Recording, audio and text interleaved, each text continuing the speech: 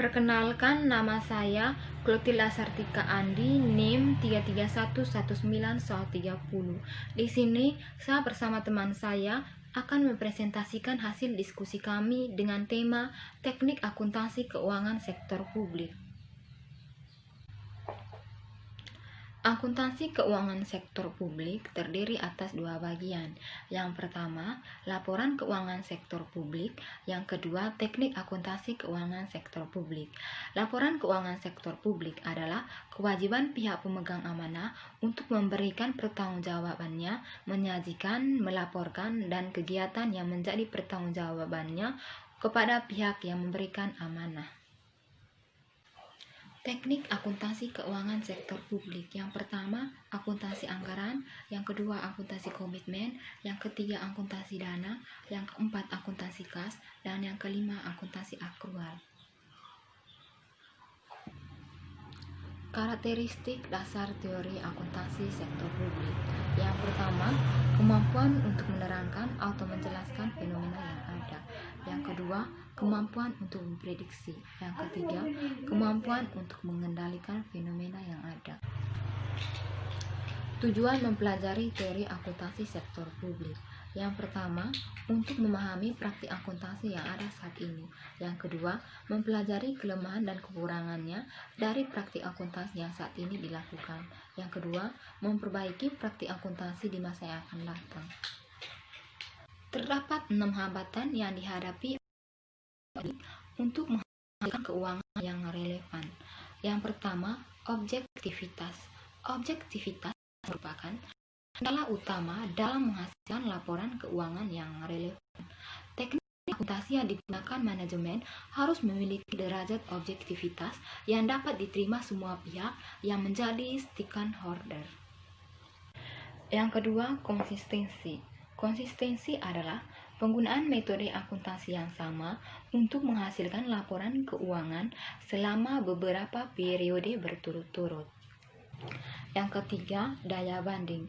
Laporan keuangan hendaknya dapat diperbandingkan antara periode waktu dan dengan instansi lainnya yang sejenis. Yang keempat, tepat waktu. Laporan keuangan harus disajikan tepat waktu agar dapat digunakan sebagai dasar pengambilan keputusan. Yang kelima, ekonomi dalam penyajian laporan. Manfaat yang diperoleh harus lebih besar dari biaya yang dikeluarkan untuk menghasilkan laporan tersebut. Yang keenam, materialitas. Suatu informasi dianggap material apabila mempengaruhi keputusan. Saya Francisca Keroniro, NIM 3311946. Teknik akuntansi keuangan sektor publik. Di dalam teknik akuntansi keuangan sektor publik terdiri dari akuntansi anggaran, akuntansi komitmen, akuntansi dana, akuntansi kas, dan akuntansi akrual. Perbedaan antara akuntansi berbasis kas dan berbasis akrual. Di dalam terdiri dari 4. Yang pertama, basis kas. Basis kas ialah penerimaan kas dikurangi pengeluaran kas sama dengan perubahan kas. Yang kedua, basis akrual. Basis akrual ialah pendapatan dibagi dengan ICOM dikurangi biaya sama dengan rugi dibagi dengan laba atau surplus atau defisit. Yang ketiga, pendapatan atau ICOM ialah penerimaan kas selama satu periode akuntansi dikurangi saldo awal piutang ditambah dengan saldo akhir piutang.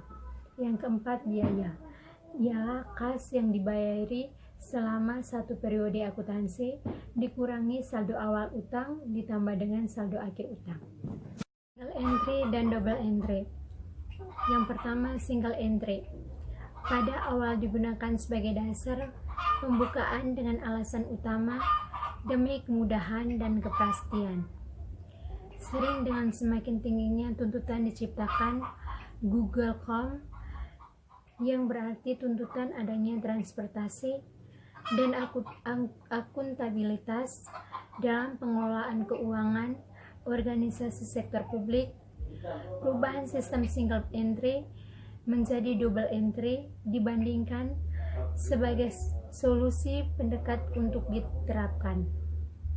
Hal tersebut dikarenakan penggunaan single entry tidak dapat memberikan informasi yang komprehensif dan mencerminkan kinerja yang sesungguhnya. Yang kedua, pengaplikasian pencatatan transaksi dengan sistem double entry ditunjukkan untuk menghasilkan laporan yang audit dan trouble. Kedua hal ini merupakan faktor utama yang menghasilkan informasi keuangan yang dapat dipertanggungjawabkan kepada publik.